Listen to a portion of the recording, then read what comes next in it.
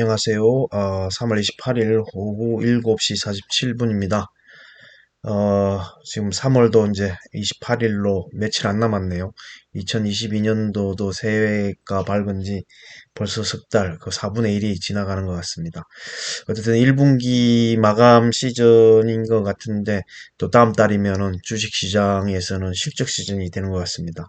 어쨌든 코인은 앨런 자넷 네, 재무장관의 긍정적인 발언도 있었고, 러시아가 어 에너지 원유라든가 천연가스라든가 그런 걸 비트코인으로 결제를 하겠다. 뭐 이런 얘기가 나왔죠. 뉴스를 통해서 나왔는데, 어쨌든 그런 일련의 소식들로 인해서 코인의 흐름이 아주 좋습니다. 어쨌든 비트코인 같은 경우에는 5,600만 원이 지금 넘었고요. 이런 흐름이라면 조만간 6천만 원도 뚫지 않을까, 이런 생각을 해봅니다. 어쨌든 2017년 말, 2018년 1월, 그리고 2021년도 봄, 5월, 4, 5월인가요? 그때랑, 그 다음에 11월 달, 이 8,200만 원 넘게까지 갔던 최고치를 저는 한 2, 3년 텀을 두고 다시 그 최고치를 넘어가서 1억을 넘을 거다라는 이런 예측을 한번 해봤는데, 그 시기가 좀 더 빨라질 수도 있겠다. 2년 안으로 오지 않을까. 그런 예측도 듭니다. 뭐 뉴스에는 간간히 뭐 올해 안으로도 1억을 넘어갈 수 있다라는 얘기도 나오긴 하던데, 어쨌든 코인이 생긴 애초에 목적에 맞게, 애초에 취지에 맞게끔 그런 흐름으로 가고 있지 않나. 인플레이션 해지라든가 그 외에 어 신용이 없는 많은 사람들에게 금융이라는 걸 모바일 핸드폰 하나로서 가능케 하는 그런 일련의 일들이 현실 속으로 다가오지 않나. 이 디지털 금융이라는 게 알면 알수록 엄청나다라는 생각이 듭니다. 디파이 1.0에서 2.0을 지나 3.0까지 왔고요. 다오라는 것도 생겼고, 어쨌든 뭐 신조어긴 하지만 어떤 새로운 세계로가 이행하고 있음은 분명합니다. 우리가 보통 많은 사람들은 모르겠지만 점점 많은 사람들이 이걸 접해 봄으로써 정말 놀랄 노자가 많다라는 생각이 듭니다. 이더리움은 이더리움 2.0으로 업데이트 된다라는 소식이 오늘 뭐 400만 원을 넘었네요. 거의 300만 원 밑으로도 내려갔었는데 280만 원에 또 제가 매수를 했기 때문에 280만 원까지도 갔었는데, 어쨌든 지금 뭐 400만 원을 돌파했고, 이더리움 2.0이 6월 22일 정도 예상이 된다라는 뉴스도 나왔던데, POW로 저기 채굴을 하는 작업 증명에서 지분 증명 POS로 이행하는 과정에서 나중에 이더리움도 이제 디파이와 스테이킹이 본격적으로 되지 않을까라는 생각을 해봅니다. 그전에는 리도 파이낸스를 통해서 뭐 했다고는 하지만, 이제 이 POW에서 POS 작업 증명에서 지분 증명으로 이행함에 따라서 이더리움도 본격적인 뭐 디파이가 되지 않을까라는 생각이 들면서 가격이 400만 원을 뚫고 있고, 그 외에 제가 개인적으로 좋게 보는 코인들 바이낸스도 상당히 좋고요. 다만 이제 리플은 여전히 힘을 못 쓰고 있습니다. 뭐 산 넘어 3인지 모르겠지만 재판 결과가 SEC와의 재판 결과가 어떻게 나오더라도 모르겠어요. 그간에 오른 폭이 있기 때문에 다른 코인들이 이게 좀 점프를 하지 않을까라는 조심스러운 예측도 해보긴 한데, 어쨌든 코인의 흐름이 전반적으로 좋습니다. 조금 뭐라고 할까, 이전에는 이제 미국 선물이 내리면은 코인도 조정을 받았는데, 지금 이제 디커플링 되는 조짐이 좀 보이고 있는 모양새입니다. 그거는 일단 주식할 때 좀 알아보기로 하고요. 일단 코인 흐름이 좋다는 거고요. 3월 25일부터 시작되는 트래블 룰 같은 경우에 어쨌든 빗썸과 코인어는 100만 원 이하여도 출금 주소를 등록해야 되는 아주 번거로움이 있고요. 업비트는 기존 100만 원 이하에는 기존 트래블 룰에 그 적용 없이 기존대로 이체가 가능합니다. 다만 이제 100만 원이 넘을 것 같은 경우에는 이제 출금 주소를 등록을 해야겠죠. 네, 그런 차이가 있습니다. 어쨌든 코인의 흐름이 좋다는 거를 한번 알아봤고요. 그리고 코인은 저 같은 경우에는 디파이 스테이킹을 했기 때문에 간만에 그걸 잠시 보고 넘어가도록 하겠습니다. 제가 빗썸에서 바이낸스를 사서 이제 그 메타마스크 바이낸스가 원래 이제 그 BNB가 원래 이제 스마트 BSC 바이낸스 스마트 체인 이전에 BP20인가요? 이 올드한 방식의 그 네트워크여서 바이낸스 거래소로 보내서 다시 바이낸스 스마트 체인으로 변경을 한 다음에 이 메타마스크 지갑으로 보내서 이 팬케이크 스왑에서 제가 케이크로 바꿔서 한 세 번에 걸쳐서 이렇게 스테이킹을 했는데 여전히 이제 APU와 연간 복리 수익률이 금리가 60%를 유지하고 있고요. 제가 한 세 번에 걸쳐 수량을 계속 늘려서 지금 129개를 만들었는데 가격이 많이 올라서 최근에 이제 코인 가격이 많이 상승해서 8.295달러 정도 하는 바람에 드디어 이제 1000달러가 넘어갔죠. 그리고 이자도 상당히 많이 좀 제법 붙었습니다. 그래서 일단은 한 제 개인적인 목표로는 1000개까지는 한번 늘려 가보고 싶고 1000개 이상도 한번 저기 늘려가 보고 싶은 생각이 있습니다. 어쨌든 바이낸스 스마트 체인 기반의 이제 덱스 거래소에서 이제 스테이킹을 하고 있고요. 그다음에 이제 솔라나 기반도 하고 있는데 한번 잠시 살펴보고 넘어가겠습니다. 솔라나 기반에는 제가 레이디움하고 튤립에다가 이제 두 군데에다가 그냥 재미삼아 어떻게 돌아가는지 알아보기 위해서 넣었는데 어쨌든 레이디움에서도 새로운 것들이 많이 생기고 있습니다. 이게 새로운 U라고 되어 있는 게 새로운 게 많이 생겨서 역시 이 무슨 많은 프로젝트가 지금 시작되고 돌아가는구나 이런 생각이 듭니다. 그리고 그 전에 이제 제가 레이 솔라나 LP를 만들어서 예치를 했는데 이 LP가 48.353518개 금액이 많이 올랐죠. 630.11달러로 올랐고 지금 이거 이자를 한 두 번 제가 그냥 얼마 되지 않는 양이지만 수수료 내고 한번 두 번 출력했는데 지금은 뭐 출력하지 않고 그대로 이제 한 5일에 한 개 정도 생기는 것 같아요. 5일에 한 개 정도 생기고 이게 이제 아까 그 팬케이크 수합은 오토 컴파운딩이라고 해서 오토 클레임을 해서 자동적으로 복리가 되는데 이거는 제가 또 클레임 하베스트를 해주고 그걸 다시 넣어줘야 되는 이런 번거로움이 있죠. 그래서 이제 계속 발전하고 있다라는 생각이 듭니다. 일단 뭐 오토 컴파운딩이나 오토 클레임을 예, 훨씬 편한 것 같아요. 자동으로 해주니까. 왜냐면 이제 수수료가 안 들고, 이거는 수수료가 또 들어가니까 좀 불편한 게 있습니다. 그 외에도 제가 이제 튤립에서도 하고 있는데, 튤립도 보시면은 이제 솔라나 오늘 보니까 스트레티지 볼트에 솔라나도 새로 생겼더라고요. 솔라나도 여기서 막 이자 농사를 해서도 좀 문제 없을 것 같습니다. 이제 팬텀 지갑에서 이자 농사하는 것보다 좀 이율이 높네요. 솔라나 여기에 예치를 해도 될 것 같고요. 그다음에 그전에는 이제 USDT랑 USDC랑 레이 두 개밖에 없었는데 지금 새로운 게 생겨가지고 레이와 USDC 기존 거에다가 USDT와 솔라나 이게 생겼고 저는 이제 기존에 레이를 지금 하고 있어가지고 지금 여기에 3월 14일 이후에 최신 라스트 언락 이후에 0.255개가 생겼네요. 어쨌든 이걸로 코인은 뭐 디파이 스테이킹 뭐 이런 거 좀 알아봤고요. 한번 주식을 이제 보도록 하겠습니다. 주식은 지금 뭐 지수 박스권에서 계속 머무는 것 같습니다. 크게 뭐 제 생각에 우리가 기대했던 3천이라든가 코스닥 1000 이게 넘어가야 되는데 21년도 1월 달인가요? 그때 3,300까지 갔었던 그런 게 있잖아요. 3,300까지는 기대하지 않더라도 1차적으로 코스피 지수는 3,000, 코스닥은 1000을 넘어가야 되는데 거의 뭐 맥을 못 추고 있죠. 예, 이전보다 뭐 떨어진 데서 좀 올라오긴 왔지만 그래도 우리는 많이 목마르고 있는 상태입니다. 제가 볼 때는 코스피는 3천, 코스닥은 뭐 1000은 일단 넘어가야 된다고 보여지고요. 그래야 우리가 1월 달에 큰 낙폭을 겪어서 계좌가 마이너스 됐던 걸 어느 정도 복구하고 플러스로 전환할 수 있지 않을까라는 생각을 해봅니다. 환율 같은 경우에 1227원이고요. 원유 이제 원유 가격은 좀 많이 떨어졌네요. 4.48% 떨어졌는데 그래도 108불 정도면 뭐 아직 높습니다. 일단 뭐 제 생각에는 5, 60달러로 이 안정화돼야 되는데 거의 뭐 그거의 두 배, 100달러가 넘으니까 아직까지 경제에 대한 충격이 좀 있을 것 같습니다. 100달러가 넘으면요, 원유. 그리고 지금 유럽 개장인데 유럽은 지금 상승세입니다. 뭐 독일 같은 경우 1.66%, 유로스톡스 1.53%, 영국은 0.48%. 예, 저 유럽 같은 경우는 상승세인데 지금 미국 선물 같은 경우에는 예, 낙폭을 많이 줄였고 S&P 500 선물 같은 경우는 플러스로 전환됐네요. 미약하지만. 아무튼 오늘도 미국장이 어떻게 변할지 한번 봐야 될 것 같고요. 우리나라는 지수가 오늘 뭐 0.02, 0.81 정도고 아시아 증시에서도 항생 지수는 좀 그런 대로 괜찮았는데 상하이도 그렇게 힘을 못 쓰네요. 특히 과창판이 많이 떨어졌습니다. 1.46.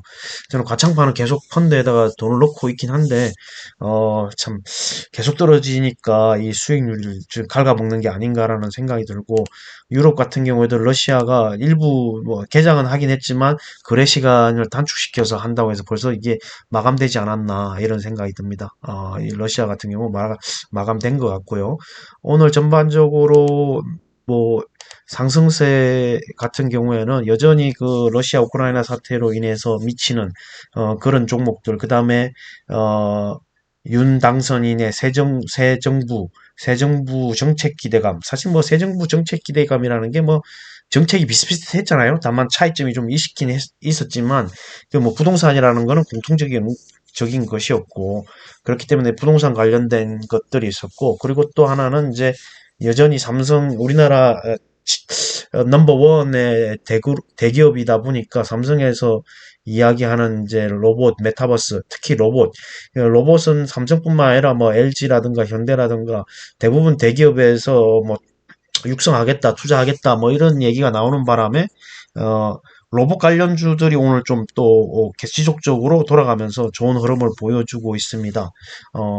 여기 보시면은 뭐 그 외에 이제 대기업의 현대차의 중고차 진출, 오토엔 같은 경우, 그다음에 알루미늄 가격이 많이 올랐기 때문에 또 뭐 알루미늄 뭐 테마주들이 좀 올랐고, 이런 게 실적으로 나타나야 되겠죠. 이제 3분기에 이렇게 3월달이 지나가면서 1, 4분기의 실적 발표에 따라서 어떻게 이제 또 흘러갈지 방향성이 정해질 것 같고, 휴림 로봇이라든가 해성 TPC도 이제 SPG와 전에 제가 말씀드렸지만 이제 감속기, 로봇 관절에 이런 데 많이 들어가는 감속기를 생각하는데, 아직 해성 TPC는 실적이 안 좋지만 SPG는 실적이 좋거든요. 그래서 뭐 시가총액으로 따져봐야 되겠지만 어쨌든 주가는 해성 TPC가 오늘 조금 17%나 올랐고, SPG는 그동안에 오른 게 있기 때문에 14,000원 거의 뭐 최고가에 육박하는 수준인 것 같고요. 바이오주도 꿈틀꿈틀하는 것들이 있고, 그다음에 오늘은 이제 부동산 그 이제 가구 건설이 아니고 그 이제 아파트를 짓고 나면 그 안에 들어가는 가구라든가 그다음에 뭐 여러 가지 뭐 하츠로 대표되는 이제 일단 아파트 짓고 난 뒤에 들어가는 그런 것들에 대한 게 이제 순환매로 나타난 게 아닌가 이런 생각이 듭니다. 그리고 이제 오늘 뭐 KT에서 이제 양자 암호 통신, 예, 우리넷 코이버 하고 같이 해서 사업하는 걸 시범 개통한다라는 뉴스가 나서 KT도 오르고, 오늘 우리넷이 물론 제일 강하게 갔죠. 코이브도 올랐지만 코이버는 이제 파이버 케이블, 광섬유 를 양산하는, 전에 한번 고이브도 좀 소개를 한번 시켜드렸는데 고이브도 실적이 이게 4분기 들어서 괜찮게 나왔거든요. 그래서 지금 5G에 대해서 실적이 괜찮게 나오는 종목들은 좀 유심하게 봐야 된다, 관심 있게 봐야 된다, 그런 거를 누차 말씀드리고 있습니다. 그래서 우리넷이 오늘 12,300원까지 갔죠. 이게 최고치까지 갔습니다. 지금 보시면 2019년 이후에, 코로나 이후에 이제 12,300원이 오늘 최고치인 것 같습니다. 거래량도 직전보다는 뭐 낮긴 하지만 RSI도 거의 뭐 75를 돌파했고요. 우리넷이 오늘 좀 강했고, 그 외에 코이보와 KT가 오늘 좀 강하게 갔습니다. 시범적으로 양자암호통신, 예, 그거 한다고 그래가지고 좀 오늘 올랐던 것 같고, DCM도 그 라미네이터 그 뭐 철강판, 뭐 이거 관련 칼라 강판, 뭐 이런 것 때문에 그렇고, 자율주행과 관련해서 라닉스가 좀 움직였고, 어, 그리고 KG 이니시스가 오늘 제가 좀 눈에 띄었습니다. 지난번에도 한번 말씀드렸다시피, 이 가상화폐 사업 진출한다라는, 그 발표 이후에 세게 갔는데, 오늘도 그 후속타로 주가 흐름이 상당히 좋았습니다. 23,850원까지 올랐죠. 23,850원. 거의 뭐 최고가가 아닌가라고 생각이 될 정도로 2020년 5월 11일 날 27,500원 찍고 그 이후에 최고가 있지 않나 이런 생각이 듭니다. KG 이니시스도 실적도 잘 나오고요. 그래서 오늘 흐름이 상당히 좋았다. 그 외 반도체도 오늘 상당히 뭐 좋은 종목들이 많았습니다. 주승 엔지니어링도 28,000원 넘게 갔고 하나머티리얼즈도 47,000원대까지인가 며칠 전까지요. 47,000원, 6,000원까지 떨어졌죠. 그러니까 46,000원 여기까지 떨어졌다가 지금 단번에 이게 만 원 정도로 상승했는데 한 2, 3일 만에 상당히 이런 좋은 기업들은 주가 탄력성이 빠릅니다. 예, 그리고 동원 시스템도 2차전지 저기 2차전지 캔 관련해서 좋은 흐름을 보였고요. 인포뱅크도 이제 아시지만 자율주행하고 관련돼 있고 아까 라닉스 인포뱅크 이런 거는 자율주행하고 관련돼 있고 LB세미콘도 이제 반도체 그리고 하나 또 특이한 거는 S-오일이 오늘 증권사 보고서 때문에 상당히 세게 갔는데 그 전에 유가가 상당히 뭐 유가가 높았을 때도 뭐 이 주가가 오르지 못했는데 미국 같은 데에는 뭐 엑슨모빌이나 쉐브론 이런 원유 생산하는 업체들의 주가가 최고치를 썼다면 우리나라는 이런 종목들이 뭐 거의 뭐 유가의 상승의 혜택을 못 누리게끔 주가가 움직이지 않았는데 오늘은 유가가 내렸음에도 불구하고 오늘은 올라갔던 게 뭐냐면 증권사의 보고서가 나왔기 때문에 아마 1분기 최대 실적이고 정제 마진도 아주 좋고 그다음에 이제 고유가에 대한 그 재고평가 이익이 좋을 거다라는 어떤 보고서 때문에 오늘 흐름이 상당히 좋았습니다. 그 전까지만 해도 이제 뭐 87,000원, 6,000원까지 떨어졌다가 지금 이제 그 며칠 사이에 만 원 정도가 올라온 것 같고요. 그 외에도 모바일 어플라이언스도 자율주행, 큐라클은 이제 바이오, 이런, 오늘 뭐 종목별로는 개별 호재성으로, 뭐라고 할까, 어, 종목별 장세가 두드러졌다. 뭐 여전히 지수는 박스권에 있지만은 종목별 장세가 계속적으로 움직일 것 같다는 생각이 듭니다. 거래대금 상위 순으로 보면 삼성전자가 실적이 1분기 예상치가 좋다라고 증권사에서 많이 나오고 있는데 주가는 맥을 못 춥니다. 일단 삼성 오너 일가의 상속세 재원을 마련하기 위해서 블록딜을 한다는 그런 부담감도 있고요. 어쨌든 실적은 좋을 거라고 생각이 듭니다. 분할 매수 차원에서 좀 접근해도 나쁘지 않을 것 같다라는 생각이 듭니다. 7만 원 아래에서는요. 그리고 SK 하이닉스는 그냥 보합비네요. 보합이고 안랩도 뭐 21만 원, JP 모간의 장난질인가, 예, 뭐 국무총리설 사실 뭐 이게 정상적이라고 보는데 지금도 이전 가격보다는 상당히 높죠. 뭐 7, 8만 원대에서 움직인 안랩인데 지금 뭐 13만 3,500원까지 왔으니까 그리고 LG 에너지솔루션 오늘 좀 쉬어가네요. 요 며칠 상당히 세게 올라왔는데 케이카라든가 오토에는 이제 대기업의 중고차 사업 진출 오늘 로봇 테마주들이 좀 눈에 띄는 것들 중에 얼마 전에 상장한 유일 로보틱스가 거래대금 상위 순으로 올라왔고요. LG노텍도 잠시 시행하는 것 같고 RS 오토메이션이 아지넥스텍이란 그러니까 모션 제어 로봇 관련된 종목이죠. 유진 로봇 나무가도 이제 나무가도 드림텍이라든가 유니캐스트라든가 이런 걸 있는 게 이제 로봇하고 연결돼서 시그봇과 협력해 로봇용 3D 카메라 시장 진출한다라는 그런 뉴스가 나옴으로써 나무가가 지금 오늘 세게 갔습니다. 여기 보시면은 나무가가 이제 이 드림텍에서 인수한 회사인데 3D 센싱 모듈 개발 기업 시그봇과 MOU 체결. 그래서 3D 센싱 TF 타임 오브 플라이트 모듈 생산 능력, 생산 협력 뭐 이런 저기 호재성 뉴스가 나와서 오늘 나무가가 상당히 좋은 흐름을 보여줬다. 그리고 제가 볼 때는 상당히 14,600원 최고치인 것 같네요. 최고치 52주 신고가. 나무가를 보면 이제 드림텍을 봐야 되고, 드림텍은 유니캐스트를 봐야 되는 거죠.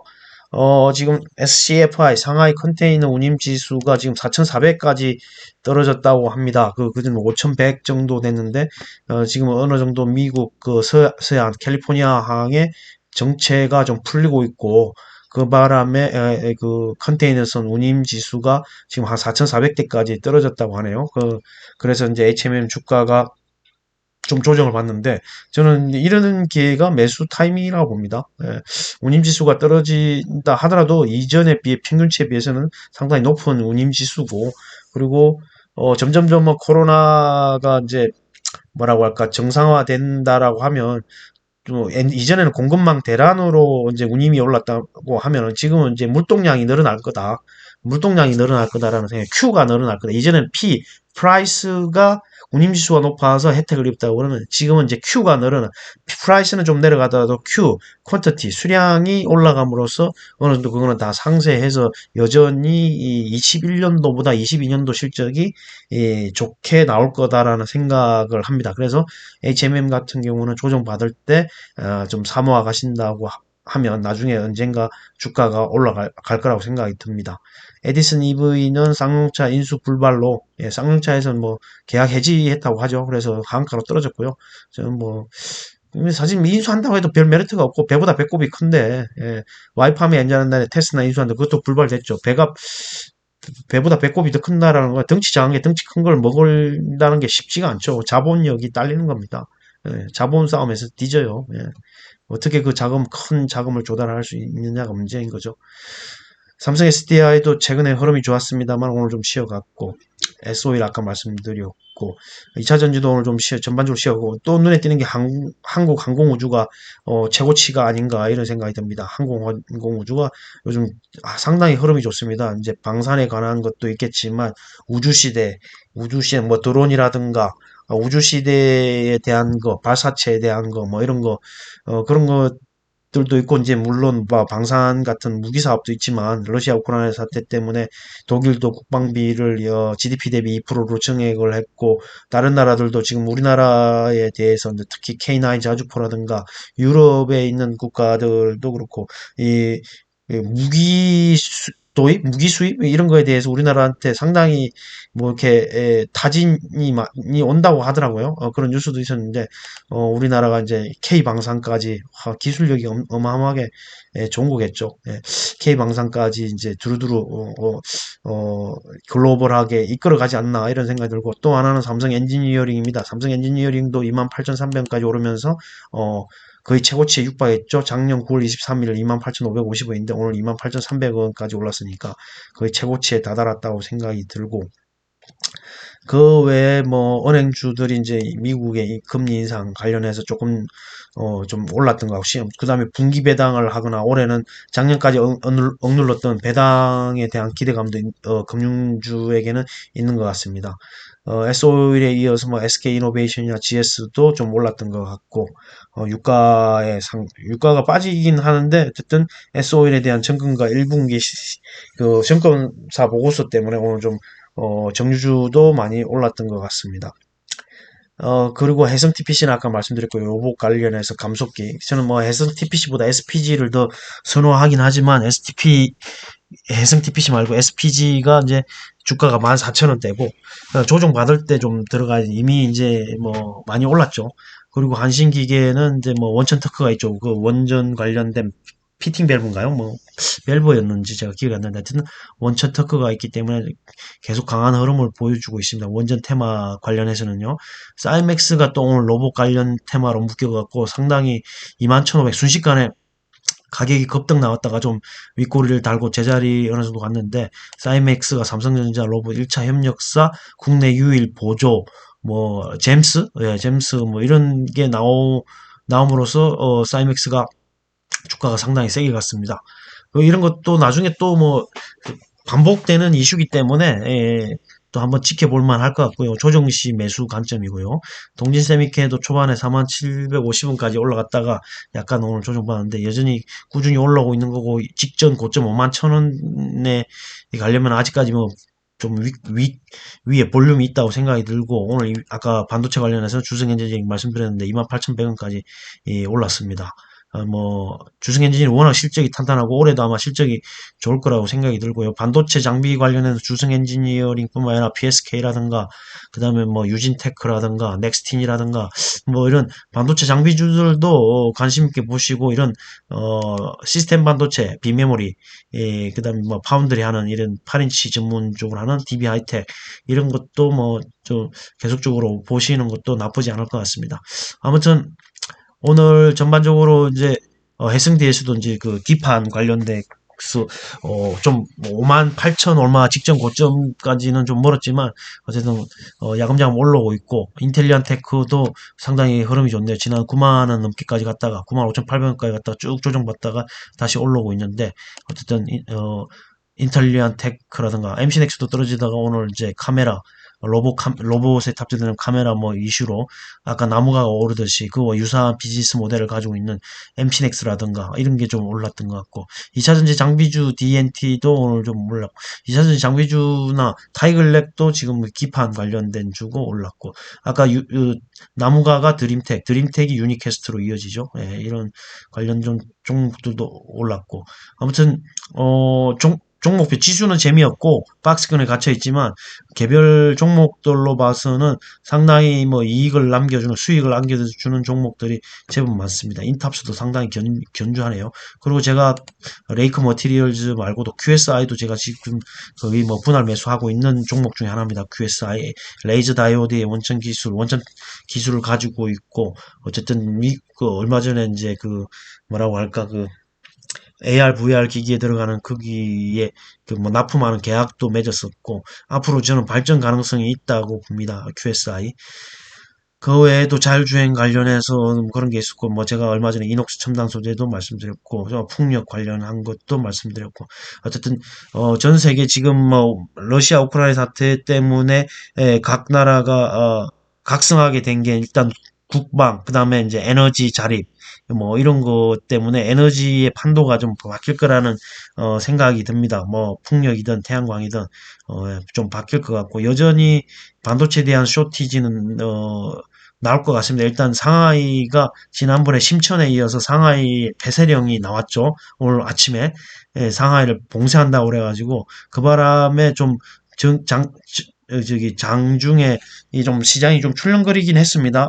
왜냐하면 상하이 인근 주변에 반도체 공장이 많다고 하더라고요. 중국에서 운영하는 반도체 SMIC라든가 반도체 공장이 많아서 가뜩이나 이 반도체 쇼티지가 심한데 그쪽에서 생산되는 반도체가 또 줄어듦으로써 반도체 쇼티지란이 장기화될 우려가 있다. 뭐 이런 거에 의해서 반도체주가 어떤 종목은 오르고 어떤 종목은 내리고 그랬죠. 어쨌든 장비는 1,000억 달러, 2022년도에 SEMI 보고서에 의하면 올해 반도체 장비 투자 금액이 1,000억 달러가 넘습니다.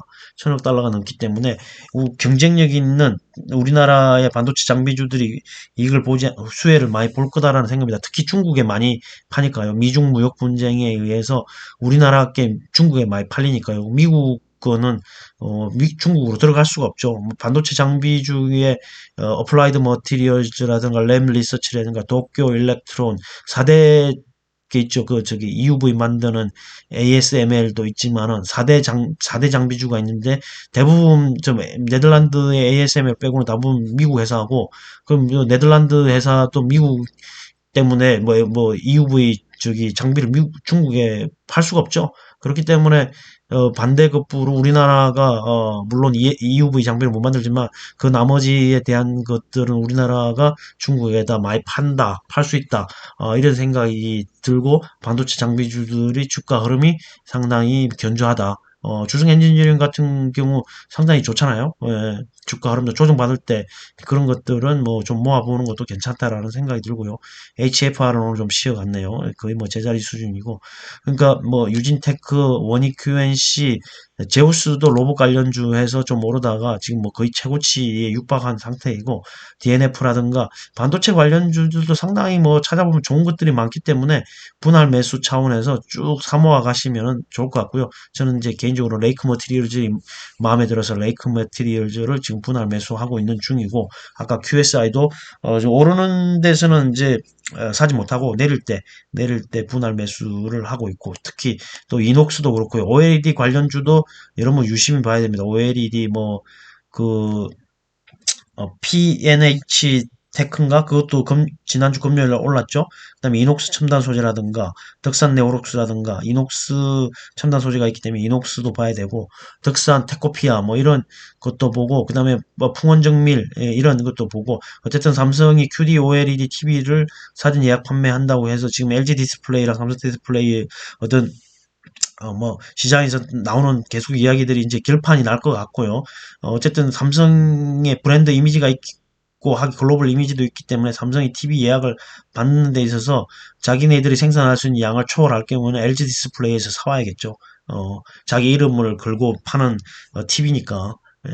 그런 뭐 호재성 뉴스에 의해서 OLED 종목들도 좋을 거라고 생각이 듭니다. 그래서 좀 관심 있게 보시고 뭐 자동차 관련주도 지금 거의 뭐 바닥에 이르렀고 메타버스도 조정받고 있고 어쨌든 오르는 종목들은 팔고 조정받는 좋은 종목들은 언젠가 또 갈 거기 때문에 또 그때 사모으고 이런 식으로 해서 계속 지속적으로 수익이 날 수 있는 구조로 만들어 가야겠습니다. 어쨌든 현금을 보유하시는 게 중요하고 그다음에 이제 오르는 종목들이 꼭 몇 개씩은 있어야 됩니다. 제가 뭐 몇 개 종목을 가지고 포트폴리오를 구성하라 이런 말은 안 하겠지만 어쨌든 지수는 재미없지만 이렇게 돌아가면서 순환매가 나올 때 그 올라가는 종목들이 한두 개쯤은 있어야 된다는 거죠. 여러분 포트폴리오에.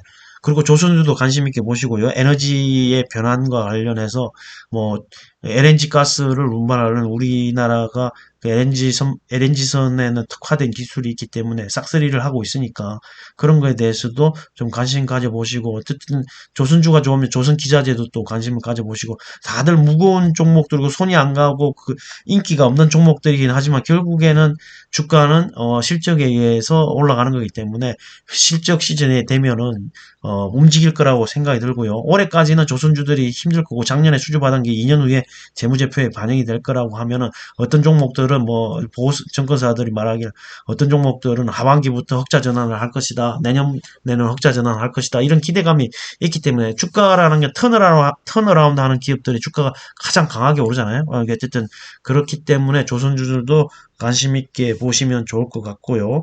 어쨌든 여러분들, 뭐, 이제 금리 인상기에 금융주들도 뭐 관심 있게 뭐 보고 매매를 하셔도 되는지만 사실 이 개인들은 금융주 잘 안 사죠. 예. 뭐, 인기 많은 것들이 많이 있긴 한데, 금융주는 잘 안 사도 손이 잘 안 가죠. 어쨌든, 각자의 취향에 맞게, 자기 스타일, 투자 스타일에 맞게, 섹터를 선정하셔가지고, 매매를 하시면 좋을 것 같습니다. 오늘 미국 증시 움직임에 유럽 증시는 일단 오르기 때문에 미국 증시 움직임에 따라서 좀 봐야 될 것 같고요. 이때 코인이 올랐기 때문에 코인과 관련된 미국 주식 같은 게 스퀘어 같은 게 대표적으로 스퀘어가 상당히 최근에 많이 올랐습니다. 엄청 많이 떨어졌다가 스퀘어가 엄청 많이 올랐어요. 이게 옛날에 지금은 블록이라고 했죠. 블록. 예, 지금은 스퀘어, 옛날 구스퀘어, 지금 블록이라고 하지만 주가가 보시면은 뭐 82.72달러가 2월 24일 불과 한 달 전이죠. 근데 지금 한 131달러까지 올라왔으니까 엄청 많이 올라왔죠. 물론 떨어진 폭이 훨씬 큽니다. 페이팔 같은 경우에도 스퀘어 말고도 페이팔 같은 경우에도 지금 뭐 낙폭이 엄청나죠. 3분의 1 토막? 예. 뭐 한 지금 뭐 58% 떨어졌잖아요. 지금 뭐 요때는 한 3분의 1 토막 났으면 92.25달러까지 떨어졌으니까 273달러 하던 게 엄청나게 떨어졌죠. 지금 뭐 310달러 하던 거죠. 310달러 하니까 지금 뭐 작년 7월 달에 310달러 하던 게 지금 이렇게 많이 떨어졌습니다. 인플레이션이 그만큼 무서운 거죠. 근데 실적도 좀 안 좋았고 페이팔 같은 경우. 근데 페이팔이나 스퀘어나 이런 게 또 코인하고 또 관련이 있기 때문에 이런 것도 좀 보고요. 그 다음에 제일 민감하게 반응한 게 벡트입니다. 저는 개인적으로 벡트도 좋아하기 때문에 벡트도 보시면은 상당히 주가가 엄청 많이 떨어졌죠. 이때는 뭐 200 몇, 하루에 200 몇 프로씩 오르다가 지금 50.8달러까지 갔다가 지금 뭐 3.31달러까지 떨어졌으니까요. 이게 어마어마한 거 아닙니까? 이게 85%, 지금 최고치에서 지금 7.43달러가 85% 떨어진 거예요. 예, 그런 거, 이런 것도 코인이 올라가면 자연스럽게 올라가기 때문에 분할 매수 차원에서 어쨌든 먹을 게 많은 거는 변동폭이 커야 먹을 게 많은 거죠. 변동폭이 없는 거는 먹을 게 별로 없죠. 그러니까 본인의 스타일에 따라서 어떤 걸 즐기느냐에 따라서 취사 선택을 하셔야 되는 거죠. 예. 어쨌든 벡트도 저는 뭐 꾸준히 사모아가고 있고 예. 하여튼 페이팔이라든가 스퀘어라든가 이게 코인의 움직임이 요즘 최근에 좋기 때문에 코인 관련 종목도 꾸준히 보시고 매매를 하시는 게 좋을 것 같습니다. 2차 전지도 좋고요. 어쨌든 유가가 올랐기 때문에 전기차는 많이 팔릴 거라고 생각이 듭니다. 물론 이제 원자재, 자재가가 뭐 리튬이라든가 니켈이라든가 이런 게 많이 올라갔고 자동차 가격이 비싸지겠죠. 지금 계속적으로 올리지 않습니까? 원자재가가 올라가니까 이게 증가를 할 수 있다는 거예요. 소비자가에. 근데 고객들이 그걸 그럼에도 불구하고 살 거라는 거죠. 왜냐하면 기름을 넣고 운행하는 것보다 전기차 충전하는 게 더 쌀 수가 있으니까 그걸 오롯이 기름값, 전기차 값으로 좀 상세하고도 나오고 앞으로 또 그쪽 방향으로 갈 거니까. 예. 그리고 보조금도 주고요. 물론 이제 뭐 가격이 보조금이라는 게 한정이 돼 있긴 하지만 예, 각설하고 어쨌든 주식에 대해서 쭉 알아봤고요.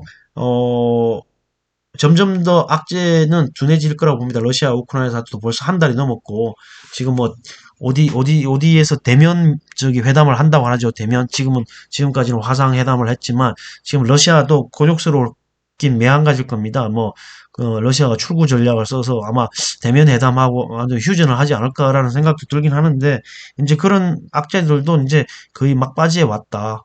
그런 생각이 들고 그러면 또 인플레이션으로 가겠죠. 금리 인상, 긴축 이런 쪽으로 갈 겁니다. 러시아 우크라이나 사태가 그전에는 그 어떤 악재의 비중이 높았다면 지금은 다시 인플레이션으로 옮겨가지 않을까. 미국의 금리 인상, 우리나라도 미국보다 금리가 낮아 높아야겠죠. 낮으면은 돈이라는 게 금리가 높은 쪽으로 가니까 우리나라에 있는 외국인 투자자들이 빼겠죠, 돈을. 우리나라가 미국보다 금리가 낮으면 당연히 금리가 높은 곳으로 갈 거 아닙니까? 그러니까 우리나라는 미국보다 금리를 올려야 되는 거죠. 그러니까 미국이 지금 다음 FOMC 때 0.5%, 50bp 빅스텝을 한다 그러면 우리나라는 그 전에 금리를 올려야겠죠. 그래서 우리나라도 금리가 오르면 이자를 받은 대출을 받은 사람들이 부담이 커지겠죠. 그래서 부동산 값이 내려갈 거라고 좀 기대는 해봅니다만은 시장은 참 또 경제 이론상으로만 흘러가지는 않거든요, 시장이. 알 수가 없습니다. 경제가 이론상으로만 흘러갈 때면 경제 이론학자들이 주식으로 떼돈 벌었겠죠. 자기네들도 그렇게 이야기하지 않습니까? 시장은 그렇지 않다라는 거. 예. 아무튼 오늘은 여기까지 하고요. 마지막으로 코인은 디파이 3.0까지 나왔습니다. 디파이 3.0도 여러분 관심 있게 공부해 보시고 저는 진짜 디지털 금융, 디파이의 세계는 정말 말면 할수록 놀랍다라는 생각이 듭니다. 예. 어쨌든 오늘은 여기까지 하고요. 8시 25분이 됐네요. 오늘 하루도 마감 잘 하시고 화이팅 하시기 바랍니다. 감사합니다.